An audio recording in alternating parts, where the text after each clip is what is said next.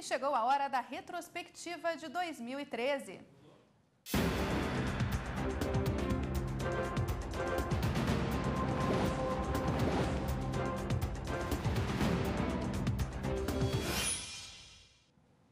No final dos anos 80 e início da década de 90, o governo brasileiro adotou planos econômicos. O objetivo principal era combater os altos índices inflacionários. Com isso, milhares de brasileiros tiveram as poupanças corrigidas com um índice que não refletia a realidade do mercado financeiro. A questão veio parar no STF, que iniciou em 2013 o julgamento de recursos e de uma ação para decidir se esses planos eram constitucionais.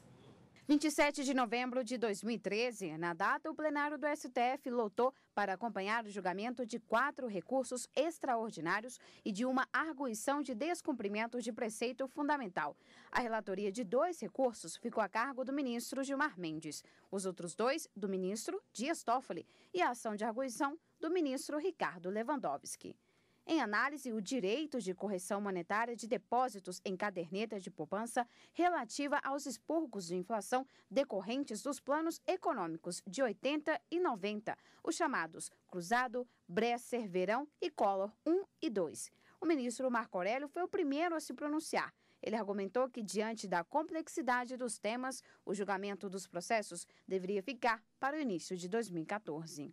A tradição do tribunal sempre se revelou no sentido de não se ter-se, ao término do ano judiciário, a abordagem de temas mais complexos.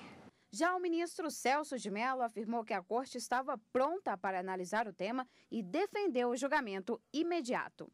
Nós deveríamos iniciar e prosseguir, porque há uma grande expectativa, não só social, mas também governamental, de ambos os lados. Mas a proposta que teve o voto da maioria foi a do ministro Teori Zavascki. Ele sugeriu a leitura dos relatórios para, em seguida, o plenário ouvir as sustentações orais e suspender o julgamento para o começo do ano judiciário em 2014. O ministro Ricardo Lewandowski leu o relatório referente à ação de arguição de descumprimento de preceito fundamental. Ressalta o potencial impacto macroeconômico das ações que envolvem os planos econômicos discutidos, estimados, segundo a Concif, em 180 bilhões de reais. Os relatores apresentaram relatórios resumidos dos 4 recursos. Primeiro, os ministros Gilmar Mendes e Dias Toffoli. Em seguida, as partes contrárias e a favor dos pagamentos das perdas econômicas às poupanças sustentaram suas defesas. O ministro aposentado do STF, Eros Grau, falou em nome do Banco do Brasil. Ele defendeu a adoção dos planos econômicos e destacou a importância do julgamento. Seguramente esta é a primeira vez que essa corte vai se debruçar sobre esse tema e sobre o desenvolvimento de uma atividade na qual se pode perceber a atuação das instituições financeiras como verdadeiras emanações do Estado. O advogado-geral da União pontuou a divergência das cifras divulgadas em relação ao impacto das perdas econômicas, caso seja reconhecida a inconstitucionalidade dos planos econômicos. Nessa guerra de números que estabeleceu 8 bilhões, 18 bilhões, 40 bilhões, o único número que há alguma convergência é os 105 bilhões que foram estabelecidos. Em seguida, os chamados amigos da Corte puderam se pronunciar. O procurador-geral do Banco Central e o representante da Caixa Econômica Federal apresentaram seus posicionamentos favoráveis aos planos. Segundo eles, as instituições seguiram regras previstas em leis vigentes à época.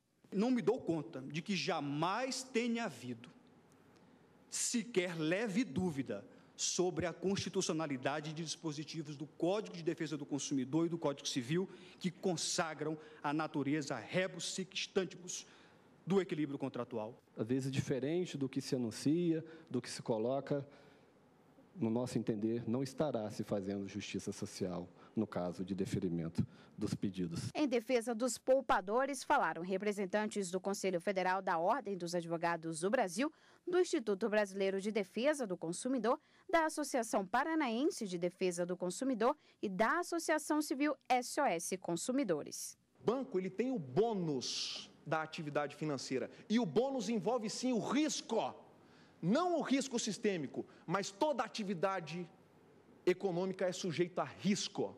O julgamento desses recursos deve solucionar mais de 390 mil processos que estão com a tramitação suspensa desde 2010 por decisão do ministro Dias Toffoli. O tema teve repercussão geral reconhecida pelo Supremo. E agora, em 2014, a discussão volta para o plenário do STF. Inicialmente, votarão os 3 relatores e 6 ministros. Os ministros Luiz Roberto Barroso e Luiz Fux se declararam impedidos e não vão votar.